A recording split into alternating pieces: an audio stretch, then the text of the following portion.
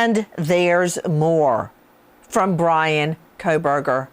As if the quadruple murder charges were not enough, as you know, Maryann Kohberger charged in the slaying of 4 beautiful University Idaho students. There is Kelly Gonsalves, Xana Kernodle, Ethan Chapin, and Madison Mogan. All murdered, we think, in their sleep, either dozing off or about to go to bed. Now, we learn that Kohberger's parents, his mother and father, have been called to testify in front of a secret grand jury proceeding that is happening right now, not in Idaho where the murders occurred, but all the way across the country, 2,000 plus miles away in Pennsylvania, in Monroe County, Pennsylvania. Monroe County is the same location where Kohberger's parents lived and the same county where the body of a new woman, Dana Smithers, was found. Now, why would Kohberger's mother and father be forced by subpoena to a secret grand jury proceeding regarding the murder, the death of Dana Smithers that was not related to Maryann Kohberger? Remember, a grand jury has 2 functions. One is investigative. They could be investigating the death of Dana Smithers. Her body was found decomposed many months, about a year after she went missing on May 28. They may be investigating and bringing in the parents of Kohberger to establish his alibi, for all we know. We also know that the parents valiantly tried to quash the subpoena, the grand jury subpoena. But in our country, in our jurisprudence body of law, there is no parent-child privilege like the attorney-client privilege. You can't call someone's lawyer to the stand and force them to divulge what the client said to them, or priest parishioner. You can't force a priest to divulge what the congregant has said. Not just a priest, it could be a spiritual counselor. I believe in the O.J. Simpson trial, Simpson tried to claim Rosie Greer, the football player, was his spiritual counselor. Sydney, you better check that out. But as I recall, that was certainly stretching the definition of priest-parishioner privilege. So parents and children do not have that same privilege. And it was first reported largely about that. Of course, lawyers always knew about it. When Monica Lewinsky's mother, I believe her name was Marcia, was forced in front of a grand jury to testify, and she certainly did not want to. She cried, she sobbed, she snotted, she tried to quash the subpoena. No, she had to testify. So even though Kohberger's parents did not want to testify in front of a grand jury, they had to. Now, let's talk about the real issue. Not the testifying in front of a grand jury, but how in any way does Dana Smithers' death match up to, or not, the deaths of the 4 victims in Idaho? The victims whose names I just recited to you. And keeping in mind that serial killers' MOs, modus operandi, method of operation, do not have to be identical. With me right now, a name you know well, Chris McDonough, director at the Cold Case Foundation, former homicide detective, has investigated nearly 300 homicides, many more death scenes. Host of YouTube channel The Interview Room, and you can find him at coldcasefoundation.org. Chris McDonough, for instance, Ted Bundy, prolific serial killer, over 30 dead bodies on his death toll, had multiple MOs, modus operandi. So did Israel Keys, another prolific serial killer. So these don't have to match up for Kohberger to be responsible for both. You are 100% right, Nancy, but what we have to take a hard look at initially, right, in the initial phases here, as we consider potentially his involvement or, putting him in the circle here. The first thing we have to measure is what we would call, what was the victim doing, the victimology. What's her background? Dana Smithers? Yes, Dana Smithers, right. Okay, wow. And I thought you would start with mode of death, location, because we've got in the four students lay, death by sharp instrument, a knife. We Yes, have in a structure, but we do have female victims in the same area in which he lived. And we know in this case, Monroe County is the same area where his parents lived. We don't know the cause of death yet because the body's so decomposed. But you're starting with victimology. Interesting to me that you would start there, but let's go with it. Dana Smithers, 45 years old at the time of her disappearance, was a mother of three, an adult son, another daughter, and a 7-year-old daughter that lived with her. She and her 7-year-old daughter lived with her, Dana Smithers' mother. The three of them lived together. She had a really good friend with whom she visited that night. Seemed to be in a happy split with her ex. In fact, they had gone to a festival together the day she disappeared. That night, she walks 2-3 houses down to visit best friend. Is seen leaving on the Ring doorbell cam that evening around 11 p.m. with her cell phone. Her cell phone, her car keys, and her meds were found at her home, even though she was missing. That's what I know.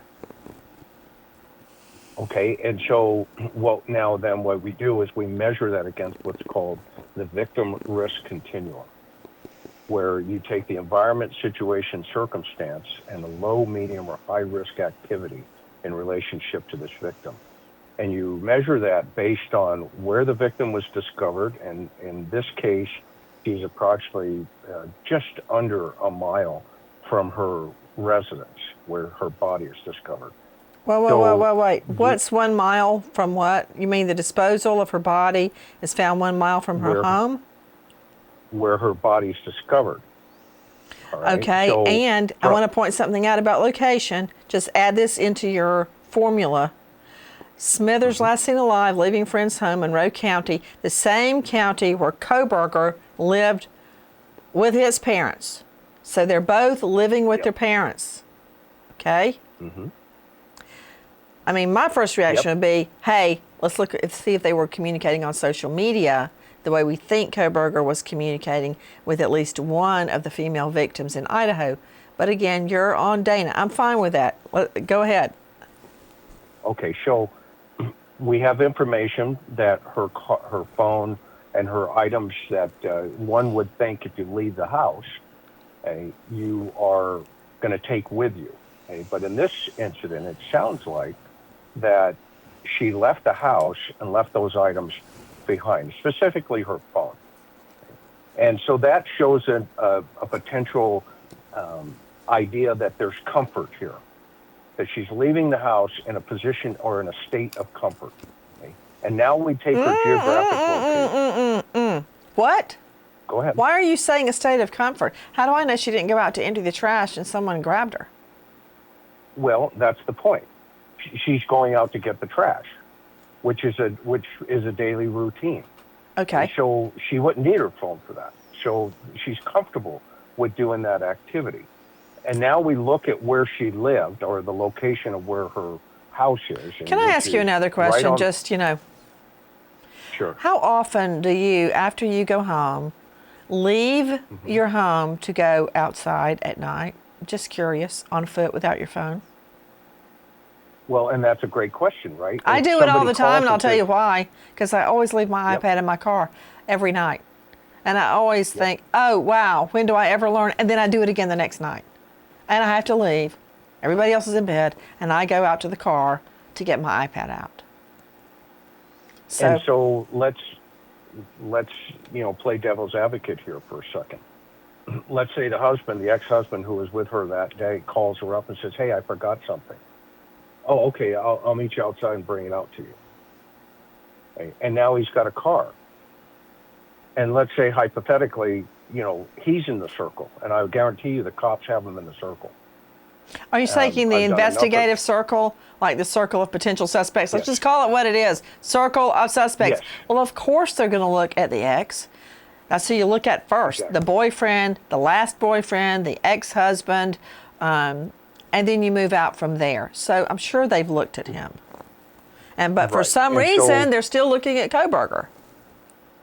Well, and that could be because they're taking everybody out. Sounds like they've taken the husband out. I don't know that for sure. It sounds like they may be trying to take him out. So the question is, okay, what ties him, to your point earlier on? What ties him potentially to Dana Smithers? Is it the 2 IDs that are discovered at his house? Are one of her IDs one of those 2? If so, that's a big deal. Okay? If not, okay, who are these other 2 that we don't know about yet? That's really smart of you.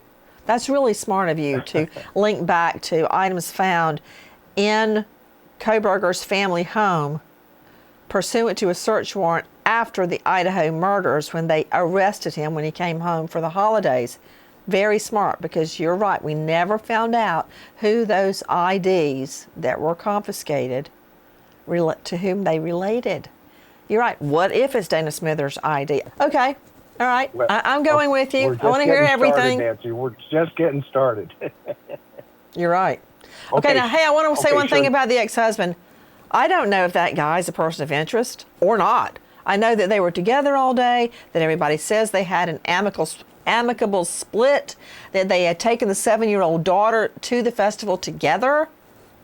One thing I do know is the friend she visited, the best friend 2 doors down, 3 doors down, said that this woman, Dana Smithers, hardly ever smoked except when she was nervous or on edge, and she was smoking that night. I know that.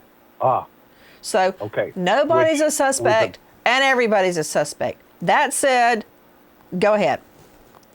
Okay, which is where I was. Wallet found at home. Wallet found at home. Yeah. Although cash in hand. Cash in hand. I just want to say, I don't even use a wallet. I use a rubber band, and it has my ID and 2 credit card. ID, 1 credit card, 1 ATM card in it, and then some fake credit cards my children made when they were 3 on little pieces of paper.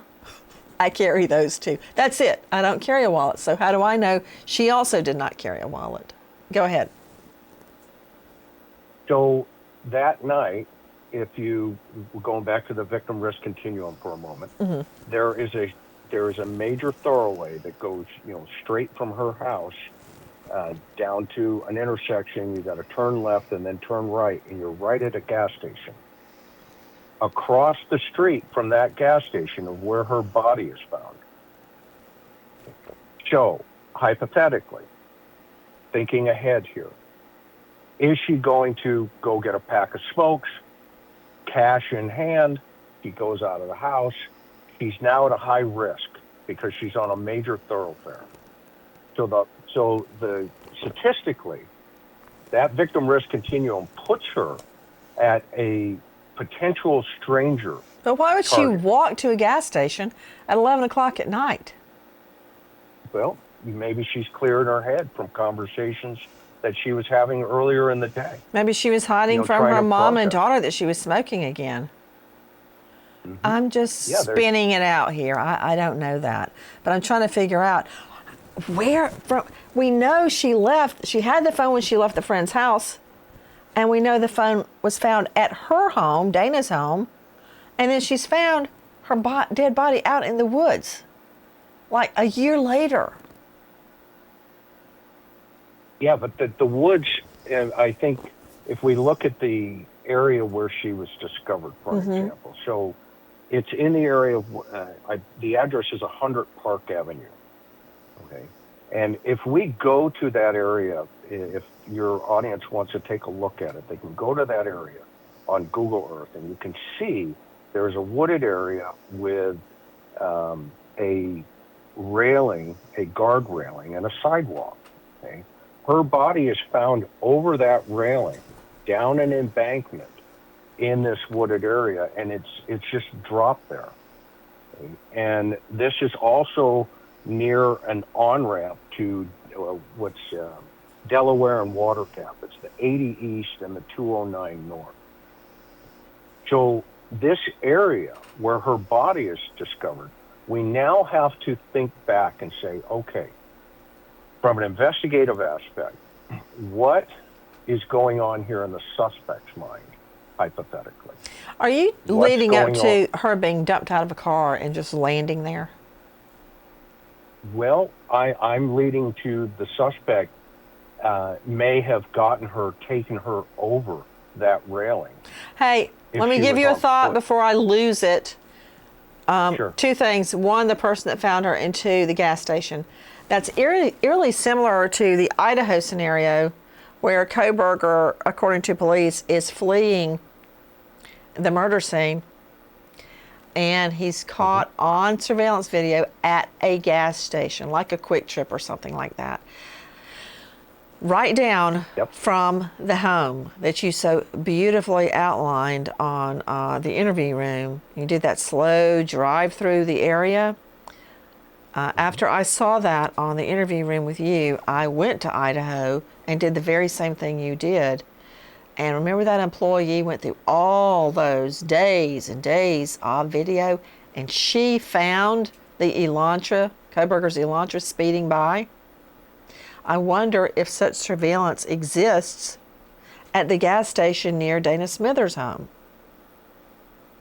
Well, that's a problem. That's a possibility. However, maybe not because of the length of time. Right. Sometimes those video management systems, record over, usually 90 days typically, and so they may have lost that video. And also, Nancy, down the street is a bank, and it's across from a hotel. So I'm assuming the bank has video outside. I mean, I can look at it on Google Earth, and it looks like it has a couple of, video cameras externally, but also from the hotel. So going back to the suspect thinking here is you have a whole bunch of options going on here. And then if we apply that to the way Kohberger operates, and it's not necessarily, I'm not saying that he couldn't have operated in this manner this day, but it would have been out of his, thought process. You would think that he would randomly just kind of pick this gal up. Well, let's wait a minute. That's where I think social media would come in, Chris McDonough, because that is how he met. We think that he was trying to communicate with at least one of the female victims in Idaho. We don't know if she ever saw that communication, if it went into her spam, or if she read it. And here you've got two single people living in the same county where her body's disposed of, both living with their parents. I mean, couldn't you see them striking up a conversation online? I could see that happening, absolutely. But can I see him luring her out of her house that evening with, again, thinking through the way he had processed the Idaho 4 murders very methodically.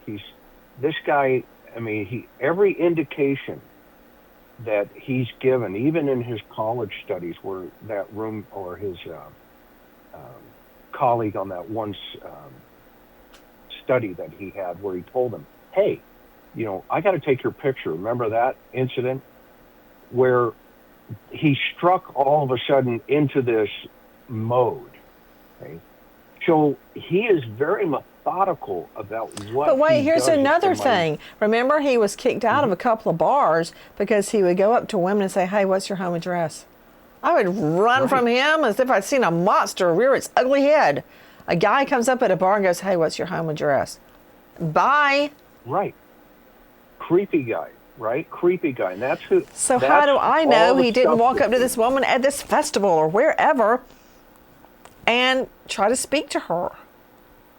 Hey, can we talk about alibi for one moment? Sure. Could the parents be coming to the grand jury to provide an alibi? Sydney, we looked up, actually I can look at it right here.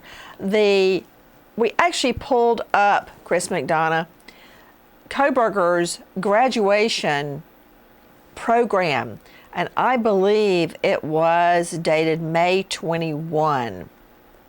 And this woman, Dana Smithers, goes missing May 21, 2022, the PPL Center, Allentown, Pennsylvania, the 53rd commencement exercise at DePaul, where he was graduating. Let's see, the class of 2022. And there he is, Master of Arts in Criminal Justice. What? DeSalle. Oh, DeSalle. Not DePaul. Oh, thank you. Yeah. And so we know he's there. There's no way he's going to miss that graduation on May 21. She goes missing on May 28. Now, here is the thing. When did he leave the Poconos to go out to Washington State to find an apartment? Classes didn't start until August. Another fly in the ointment is the parents did not want to testify at the grand jury. They tried to quash the subpoena. What can I deduce from that? That what they were talking about in front of the grand jury is something they didn't want to talk about. If I was providing my son an alibi, I would be lying on the front steps going, please let me testify in front of the grand jury, which leads me to extrapolate that's not what they were testifying about. Yeah, so what is the connection? At some point, there has to be a contact point. Where does he come in to Dana's life? I like the way you just ignored Dana's life everything coming I into just said about alibi and went back to what you were saying before. Go ahead. I want to hear it. I want to hear it. I can talk about alibi later. No, the alibi is important. That's my It's okay. point. My children do that to me all the time. I'm fine with it. Well, I think it's critical that we think about how these two came into the same environment, to your point. If the parents are now on the stand and they are, quote, his alibi, and they're going to blow that apart, which you would have done very successfully, and many a times, I can only imagine being on the stand in front of you. The fact that these individuals are up there, i.e. the parents, and they're being, asked A, B, C, or D, it does make one think, okay, well, what are they trying to do? But then you think back as, from the investigative aspect, and you look at what's in front of them. Mm-hmm. Where's the body? How is the body positioned? Where is her contact point from her house? Where was she laid? Is she dressed? And if so, now we think about, okay, April 22nd, or in the knife, Amazon. I'm glad you said that about how she was dressed. What if she had on her pajamas? Which would have meant she wasn't going out to meet anybody. She was going out to, like I said, get something out of her car or some other thing.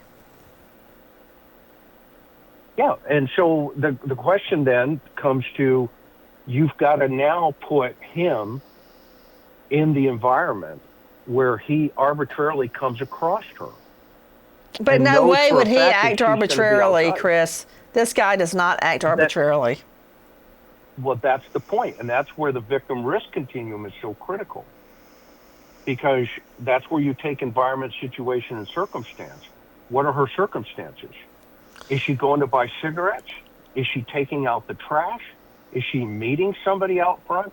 All of these have to be considered as factors into. Or is somebody saying, hey, remember I left my sunglasses with you today at the festival? Can I just swing by and get them very quickly right now? I mean, I'm spinning out possibilities.